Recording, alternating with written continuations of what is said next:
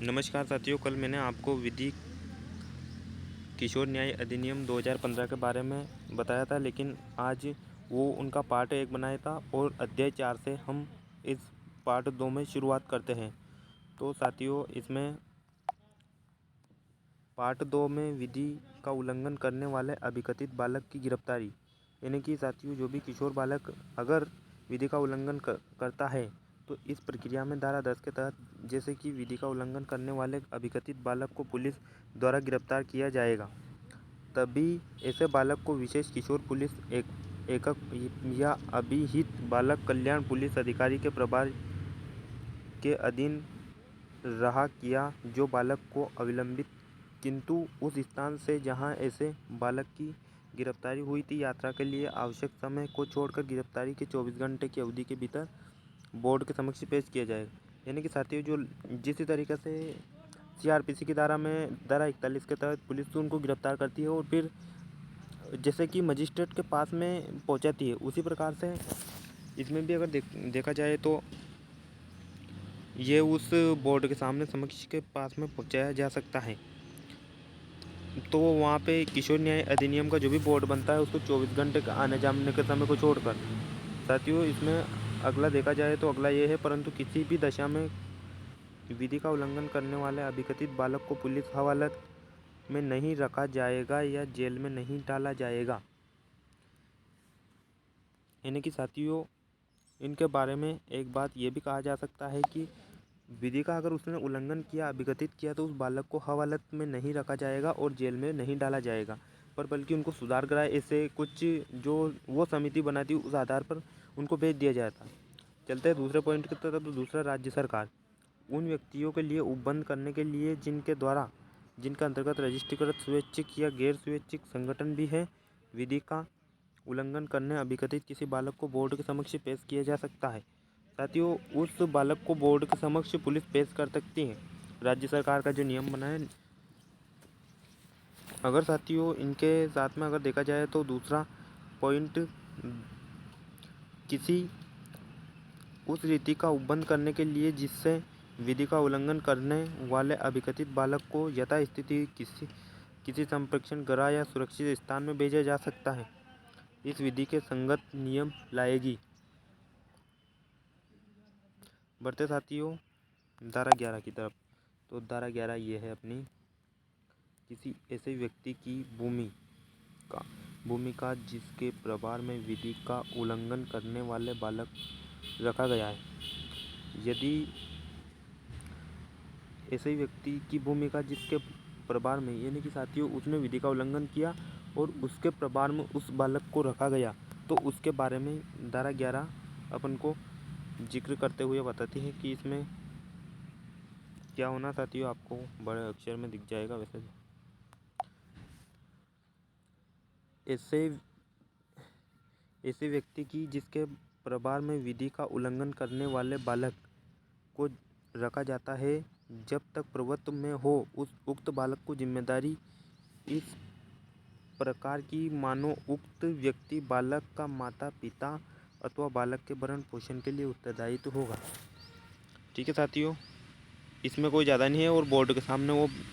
तत्काल उनको, मतलब तत्काल नहीं, वैसे उनके माता पिता या उनके माता पिता जो उनका प्रभार संभालेगा, जो विधि का उनने उल्लंघन किया तो उनके माता पिता के पास में रहेगा वो, इतना है इसमें कोई वैसे खास देखा नहीं जाए, ज़्यादा नहीं है। इसमें है ऐसे व्यक्ति की जमानत जो दृश्यमान के रूप में विधि का उल्लंघन करने वाला अभिकथित बालक है। यानी कि साथियों दृश्यमान, जब कोई ऐसा व्यक्ति जो दृश्यमान रूप से एक बालक है और जिसने अभिकथित जमानती या अजमानती अपराध किया है, पुलिस द्वारा गिरफ्तार या निरुद्ध किया जाता है या बोर्ड के समक्ष उपसंजात होता है या लाया जाता है, तब दंड प्रक्रिया संहिता 1973 का 2 तत्समय प्रवृत्ति किसी विधि में किसी बात के होते हुए किसी व्यक्ति को प्रतिभूत या रहित जमानत पर छोड़ दिया जाता है या परिवीक्ष अधिकारी परिवीक्ष उपयुक्त व्यक्ति की देखरेख के अधीन रखा जाता है। यानी साथियों उसमें दृश्यमान यानी कि उसके माइंड में क्या चित्र चल रहा है कि हाँ मैं इस अपराध को करने लायक हूँ या नहीं हूँ। इसमें 1973-74 का अधिनियम CRPC के बारे में जिक्र करते हुए बताता है। साथियों अगर इसमें अगला देखा जाए तो परंतु ऐसा व्यक्ति जो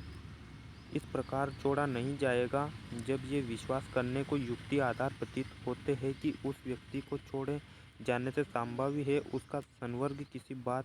ज्ञात अपराधी से होगा। उक्त व्यक्ति नैतिक, शारीरिक या मनोवैज्ञानिक रूप से खतरे में पड़ जाएगा। उस व्यक्ति के छोड़े जाने से न्याय का उद्देश्य विफल हो जाएगा और बोर्ड जमानत देने से इनकार करने के कारण को और ऐसे विश्वसनीय लेन देन के संबंध में परिस्थिति को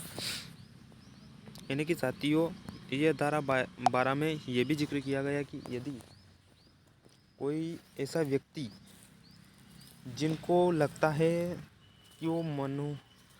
मनोवैज्ञानिक रूप से, नैतिक और शारीरिक रूप से अगर साथियों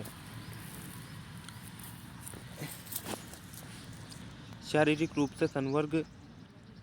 मनोविज्ञान अगर जो वो बोर्ड जो जांच करने वाले अधिकारी को उनके बारे में पता चल जाएगा कि ये मतलब न्याय को भंग कर सकता है, विफल कर सकता है, अशांति फैला सकता है, तो उस बालक को छोड़ा नहीं जाएगा।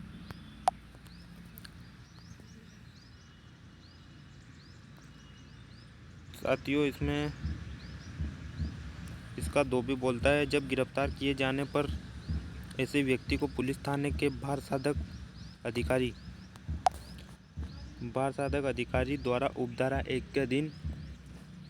जमानत पर नहीं छोड़ा जाता है, तब ऐसा अधिकारी उस व्यक्ति को ऐसी रीति से जो विहित किया जाए संरक्षण गृह में केवल तब तक के लिए रखा जाएगा जब तक कि कोई व्यक्ति को बोर्ड के समक्ष न लाया जा सके। साथियों धारा 12 का उपखंड 3 जब ऐसा व्यक्ति कोई बोर्ड द्वारा जमानत पर नहीं छोड़ा जाता है, अगर बोर्ड ने साथियों जमानत दे दी या फिर बोर्ड द्वारा जमानत पर नहीं छोड़ा जाता है, तब ऐसे व्यक्ति के बारे में जांच लंबित रखने के दौरान ऐसी कालावधि के लिए आदेश निर्दिष्ट यथास्थिति संप्रेक्षण गृह किसी सुरक्षित में भेजने के आदेश पारित कर। अगर साथियों जो वो बोर्ड रहती है वो कमेटी उस बालक को नहीं छोड़ती तो फिर वो उस बालक को सुरक्षित स्थान पर और सुधार गृह में भेज देती है ताकि उस बालक की जो इच्छा है वो ऐसी ना रहे। और साथ ही उसमें चौथा पॉइंट जब विधि का उल्लंघन करने वाला कोई बालक जमानत के आदेश से 7 दिन के भीतर जमानत की शर्तों को पूरा करने में असमर्थ होता है तो ऐसे बालक को जमानत की शर्तों के उपांतरण के लिए बोर्ड के समक्ष पेश किया जाएगा। साथियों इसमें आता है धारा 13 माता पिता संरक्षण अथवा परिवीक्षा अधिकारी को इत्तिला। देखते हैं क्या बोलते हैं धारा 13। जहां विधि का उल्लंघन करने वाले अभिकथित किसी बालक को गिरफ्तार किया जाता है वहां उस पुलिस थाने या विशेष किशोर पुलिस एकक या बाल कल्याण पुलिस अधिकारी यानी साथियों जो वो पुलिस अधिकारी जिसको ये काम दिया गया है कि बाल कल्याण बोर्ड पुलिस अधिकारी का, तो वो उस रूप में पदावती जिसके पास ऐसा बालक पाया जाता है उनको गिरफ्तार करने की शक्ति प्रदान करता है। इसका उपखंड 1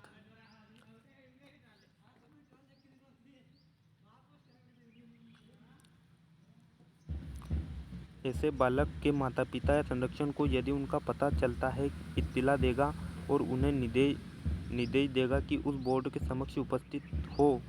जिनके समक्ष बालक को पेश किए जाए। यानी कि साथियों उनके माता पिता को भी वो बोर्ड अगर चाहे तो बुला सकता है, अगर वो इत्तिला देता है तो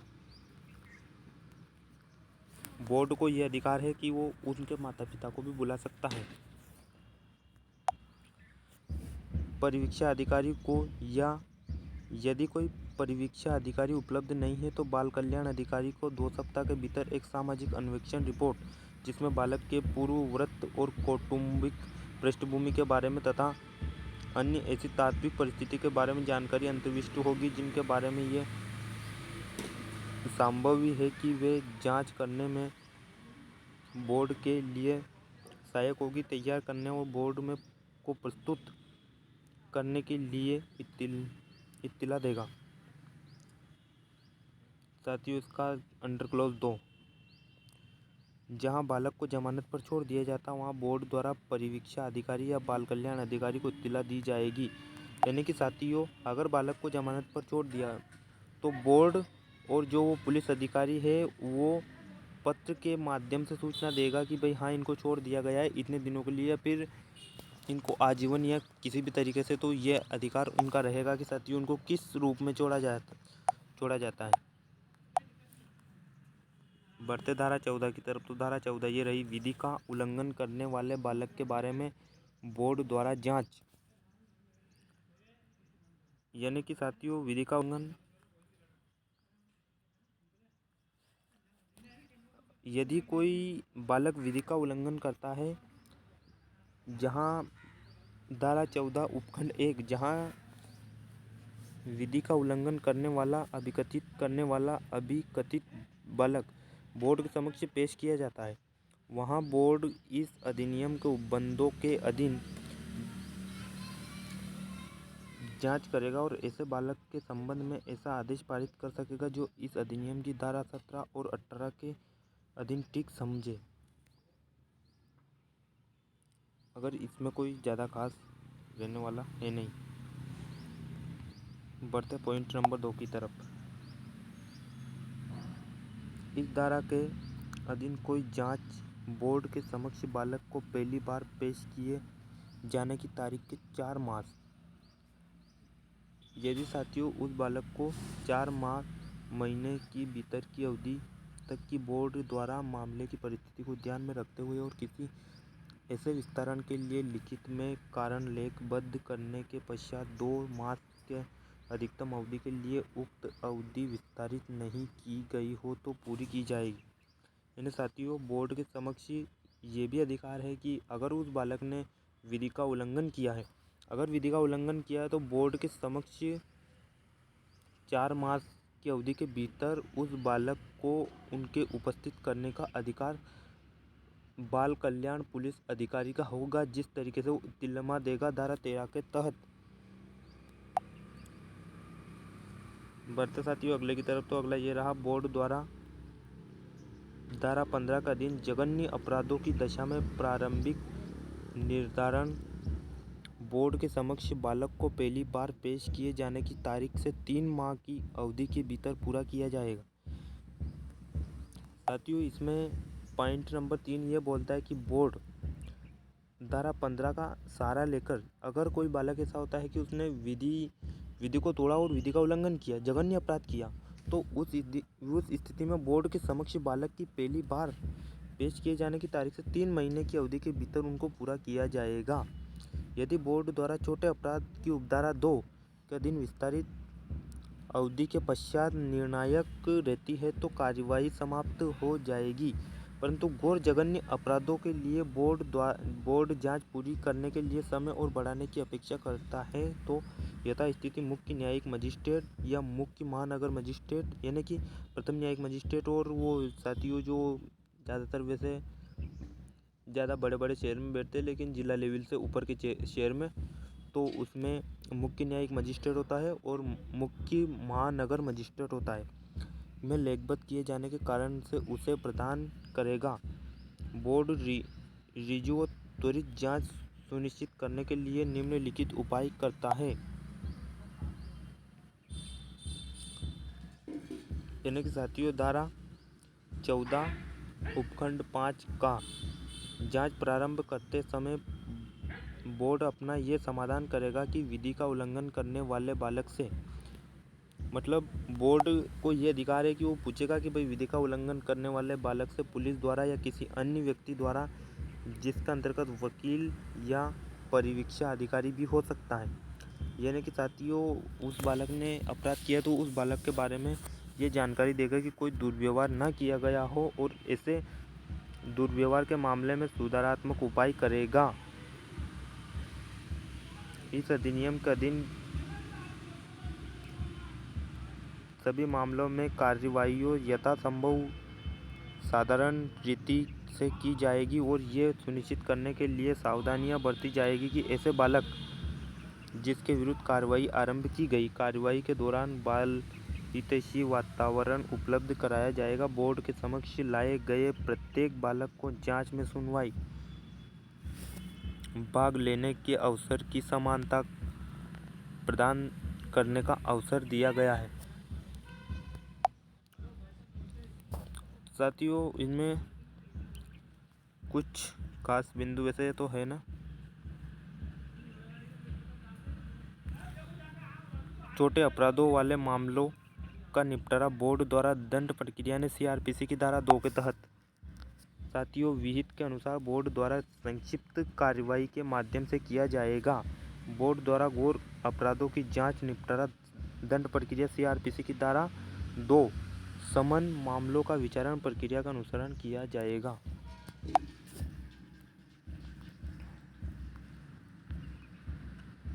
धारा 4 1 अपराध किए जाने की तारीख को 16 वर्ष से कम आयु के बालक के संबंध में जघन्य अपराध की जांच बोर्ड द्वारा उपखंड ड के अधीन निपटाई जाएगी। अपराध किए जाने की तारीख को 16 वर्ष से अधिक आयु के बालक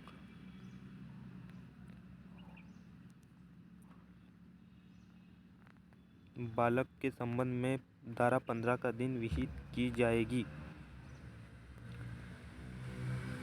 साथियों, देखते हैं अब धारा 15 की तरफ।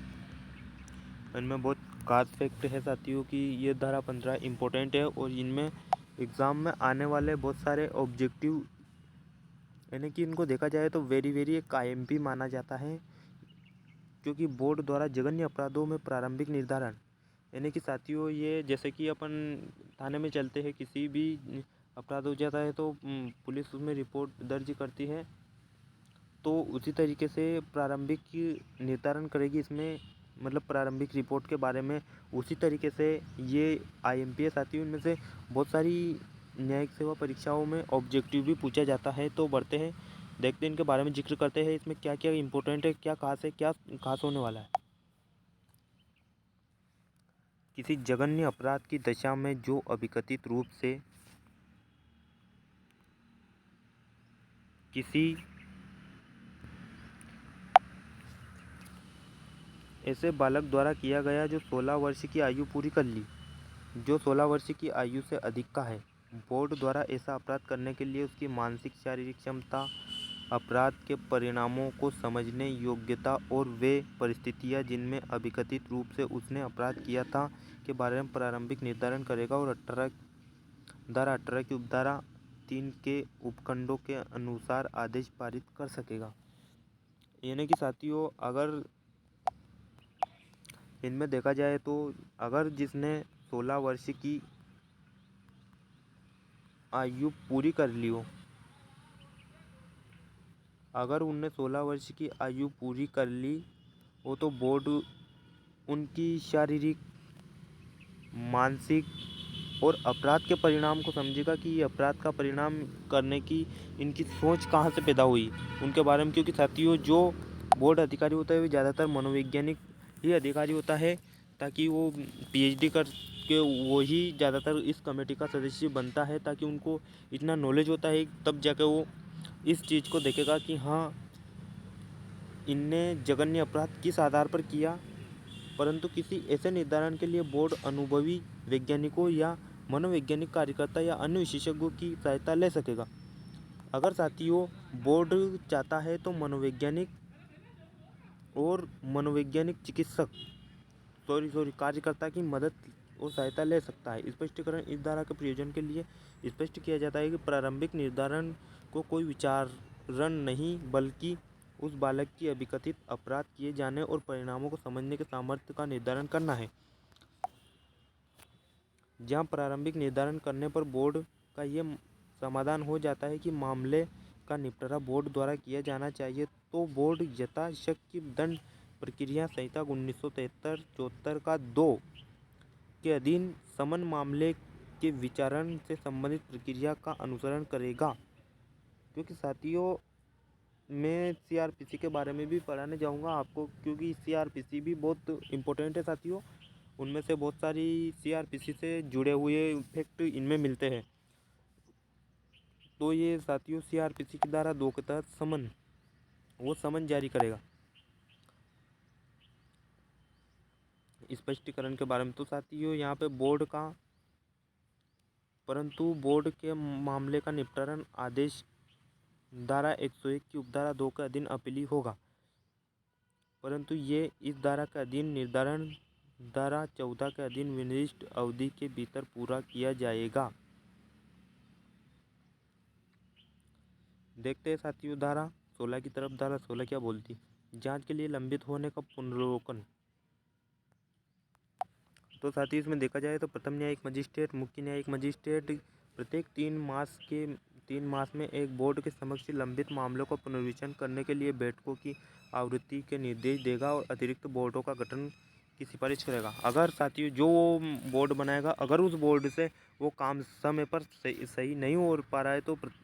तो मुख्य न्यायिक मजिस्ट्रेट और मुख्य महानगर मजिस्ट्रेट ये 3 माह के अंदर उस पर सिफारिश करेगा और अपना व्यक्त मत करेगा। देखते साथियों अगले की तरफ। तो अगला ये है समकक्षी लंबित मामलों की संख्या। ऐसे लंबित रहने की प्रकृति, उसके कारणों का उच्च स्तरीय समिति द्वारा प्रत्येक 6 मास की पुनर्लोकन किया जाएगा, जो राज्य विधिक सेवा प्राधिकरण के कार्यालय कार्यपालक अध्यक्ष जो उसका गृह सचिव राज्य इस अधिनियम कार्यान्वयन के लिए जिम्मेदार सचिव और अध्यक्ष द्वारा नाम निर्मित स्वैच्छिक या गैर स्वैच्छिक संघ एक प्रतिनिधित्व से मिलकर गठित होगा। यानी साथियों इसके अंदर बोर्ड किससे होगा? जो राज्य विधिक सेवा प्राधिकरण है उसके कार्यपालक अध्यक्ष जो उसका अध्यक्ष होगा और गृह सचिव वो इसी तरीके से निचले स्तर पर भी कमेटी इसी रूप में बनाने का आदेश दिया जाएगा। बोर्ड द्वारा तिमाही आधार पर ऐसे लंबित रहने की सूचना मुख्य न्यायिक मजिस्ट्रेट या मुख्य महानगर मजिस्ट्रेट और जिला मजिस्ट्रेट को भी ऐसे प्रारूप में जो राज्य सरकार द्वारा विहित किए जाएगी। क्योंकि साथियों ये मुख्य न्यायिक मजिस्ट्रेट और जिला न्यायिक मजिस्ट्रेट, मुख्य महानगर मजिस्ट्रेट, इनके पास में भी जानकारी पहुंचाई जाएगी राज्य सरकार तक। धारा 17 विधि का उल्लंघन न करते पाए गए बालक के बारे में आदेश। अगर साथियों किसी बालक ने ऐसा उल्लंघन नहीं किया है जहाँ पर उसमें ज़्यादा विधि का उल्लंघन नहीं हुआ है, तो जहाँ बोर्ड का जांच करने का ये समाधान हो कि उसके समक्ष लाए गए बालक ने ना कोई अपराध नहीं किया है और तत्समय प्रवृत्त किसी अन्य विधि में निर्दिष्ट प्रतिकूल बात के होते हुए भी उस पर प्रभाव आदेश पारित किया है। यदि बोर्ड को यह प्रतीत हो कि बालक की देखरेख में संरक्षा आवश्यकता हो तो बालक को समुचित निर्देशों के साथ सम्मिलित को निर्दिष्ट कर सकेगा। धारा 18 विधि का उल्लंघन करते पाए गए बालक के बारे में, जहां कोई बोर्ड का जांच करने का ये समाधान हो जाता है कि बालक ने आयु को विचार में लाए बिना कोई छोटा अपराध या कोई घोर अपराध किया है, 16 वर्ष से कम आयु के बालक ने कोई जघन्य अपराध किया है, तो तत्समय प्रवृत्ति किसी अन्य विधि में अंतर्निष्ठ किसी प्रतिकूल बात के होते हुए भी और अपराध की प्रकृति परिवेक्ष की या मध्य सेप्च की विशिष्ट आवश्यकता, ऐसी परिस्थिति जो सामाजिक अन्वेषण रिपोर्ट में बताई गई और बालक के पूर्व आचरण के आधार पर बोर्ड द्वारा ऐसा करना ठीक समझता है।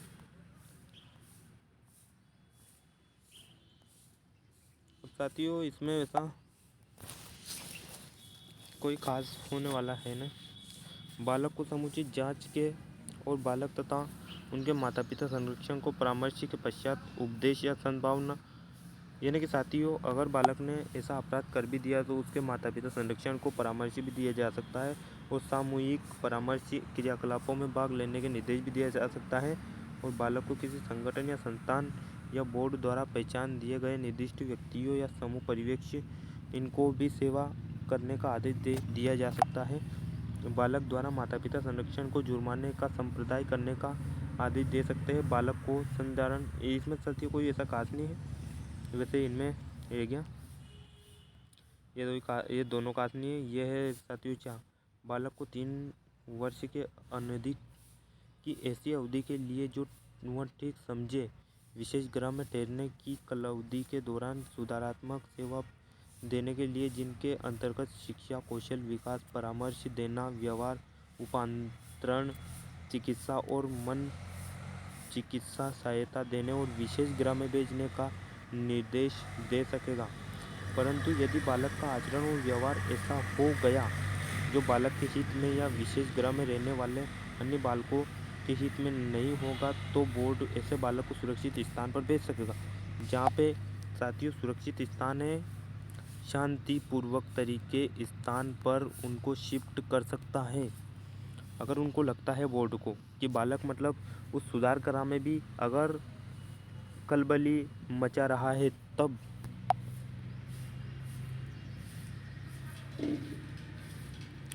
यदि उपधारा 1 के खंड का से खंड 6 के अधीन कोई आदेश पारित किया जाता है, तो बोर्ड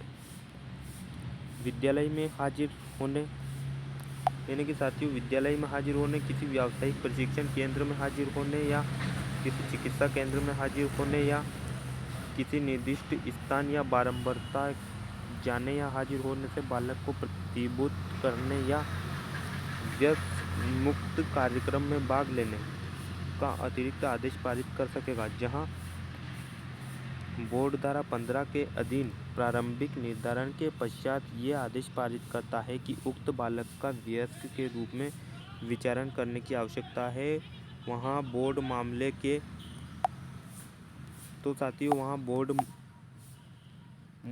के ऐसे अपराध के विचारण में वाले बालक न्यायालय को अंतरित करने का आदेश दे सकता है। साथियों धारा 18 में बहुत ज़्यादा इम्पोर्टेंट है थोड़ा, वैसे उनको देखते हैं। धारा 19 बालक न्यायालय की शक्तियाँ, यानी कि साथियों धारा 19 बालक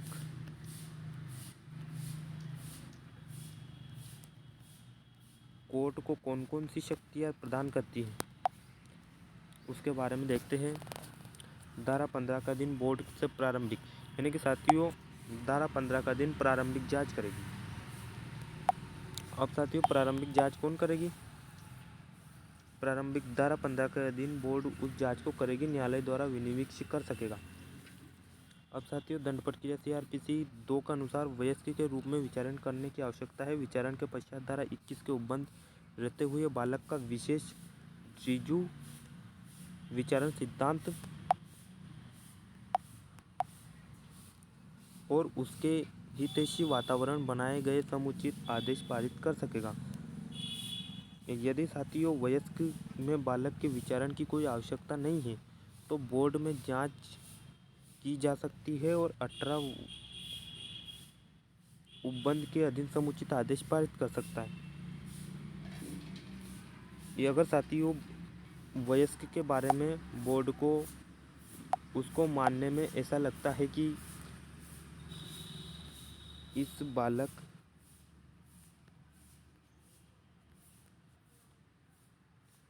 में कोई संदेह नहीं है, बोर्ड को ऐसा दिखता है, तो वो उसको खारिज कर देगा धारा 18 के तहत। बढ़ते अगले की तरफ। बालक न्यायालय ये सुनिश्चित करेगा कि विधि का उल्लंघन करने वाले बालक से संबंधित अंतिम आदेश में बालक के पुनर्लोकन के लिए व्यक्तित्व देखभाल योजना को सम्मिलित किया जाएगा, जिसके अंतर्गत परिवीक्षा अधिकारी या जिला बाल संरक्षण एकक या किसी सामाजिक कार्यकर्ता द्वारा की गई अनुवर्ती कार्रवाई करेगा। इसमें कोई खास होने वाला नहीं है साथियों, क्योंकि इसमें यह है कि वो बोर्ड का परिवीक्षा अधिकारी जो बैठवाड़ेगा उनके बारे में बालक न्यायालय सुनिश्चित करेगा कि ऐसे बालक जो विधि का उल्लंघन करते हुए पाया गया 21 वर्ष की आयु का होने तक सुरक्षित स्थान पर रखा जाएगा या फिर भेजा जाएगा, जेल में स्थानांतरित कर दिया जाएगा। तत्पश्चात बालक को सुरक्षित स्थान या ठहरने की कालावधि के दौरान सुधारात्मक सेवा, जिनके अंतर्गत शैक्षणिक सेवा, कौशल विकास, परामर्श देने, व्यवहार रूपांतरण, चिकित्सा जैसे वैकल्पिक चिकित्सा मनोचिकित्सकीय सहायता भी उपलब्ध कराई जाएगी। बालक न्यायालय में यह सुनिश्चित करेगा कि सुरक्षित स्थान पर बालक की प्रगति मूल्यांकन करने या सुनिश्चित करने के लिए बालक से वहाँ इस प्रकार का दुर्व्यवहार नहीं किया गया। अपेक्षित परिवीक्षा अधिकारी जिसका बालक संरक्षण एकक कार्यकर्ता द्वारा प्रत्येक दिन के अधीन रिपोर्ट दी जाएगी। उपधारा 2 का दिन अभिलेख और अनुवर्तन, क्योंकि साथ ही इसमें ज़्यादा खास होने वाला नहीं है। देखते हैं अपन धारा 20 की तरफ। बालक जिसने 21 वर्ष की आयु पूरी कर ली और अभी भी सुरक्षित स्थान में ठहरने की विहित अवधि को पूरा करना है। यदि साथियों किसी बालक ने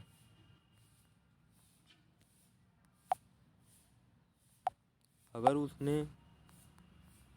21 वर्ष की आयु पूर्ण कर ली, उसके बावजूद भी क्या उसको सुरक्षित स्थान पर ठहरना होता है क्या? जब विधि का उल्लंघन करने वाले बालक 21 वर्ष की आयु पूरी कर लेता है,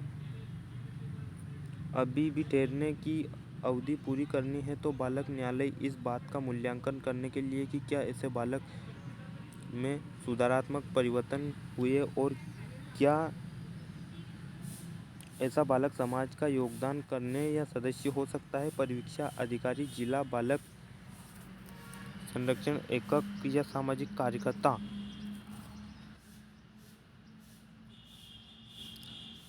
द्वारा या अपने स्वयं के द्वारा अपेक्षित हो अनुपस्थित कार्यवाही के लिए करेगा। क्योंकि साथियों इसमें देखा जाए तो कोई ज़्यादा कोई खास होने वाला है ऐसे नहीं।